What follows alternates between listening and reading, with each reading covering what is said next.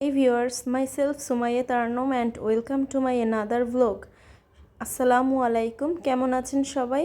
আমি তো আলহামদুলিল্লাহ ভালো আছি। একটু আগেই বৃষ্টি হওয়াতে আজকের ওয়েদার ডিম্যান্ড করছে ইলিশ আর খিচুড়ি। সো আমি আজকে সকালবেলা খিচুড়ি রান্না করার প্রস্তুতি নিলাম।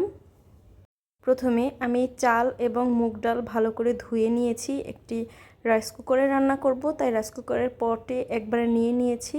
সাথে হাফ কাপ মতো পেঁয়াজ কুচি দিয়ে দিলাম। এবার আমি গাজর দিয়ে দিলাম আধা কাপ এবং আলু দিয়ে দিলাম আধা কাপ। কয়েকটা কাঁচামরিচ দিয়ে দিব একটু ভেঙে। এবার আমি কিছু মশলা ইউজ করেছি, দারচিনি, তেজপাতা, লবঙ্গ, গোলমরিচ, এই তো। আর হাফ চা চামচ লবণ দিয়ে দিলাম, হাফ চা চামচ জিরে গুঁড়ো, হাফ চা চামচ শুকনো মরিচের গুঁড়ো এবং সয়াবিন তেল দিয়ে দিলাম।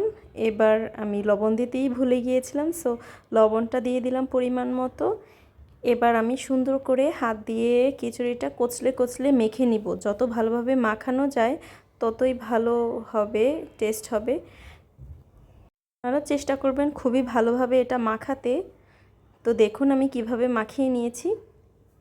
আমি যেহেতু খিচুড়িটা মাখিয়ে বসাবো, তো এর নাম হচ্ছে হাতে মাখা খিচুড়ি। মুগ ডাল দিয়ে খেতে এটা ভীষণ মজা লাগে আমার কাছে। এবার আমি পরিমাণ মতো পানি দিয়ে দিব।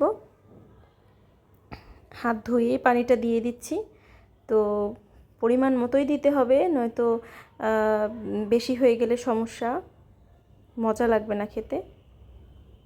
এভাবেই আমি বসিয়ে দিয়েছি, তো হয়ে গিয়েছে আমার খিচুড়ি রেডি। সার্ভ করছি আমি ইলিশ ভাজা, কড়কড়ে করে ভাজি করেছি ইলিশ, সাথে হচ্ছে চিংড়ি মাছ ভর্তা করেছি, আর একটু ইলিশের তেল, পেঁয়াজ ভাজা। তো এইগুলো দিয়েই আমি আজকের খিচুড়িটা সার্ভ করছি। আলহামদুলিল্লাহ আলহামদুলিল্লাহ, অনেক মজা হয়েছিল খেতে। এটি দেখার জন্য সবাইকে ধন্যবাদ।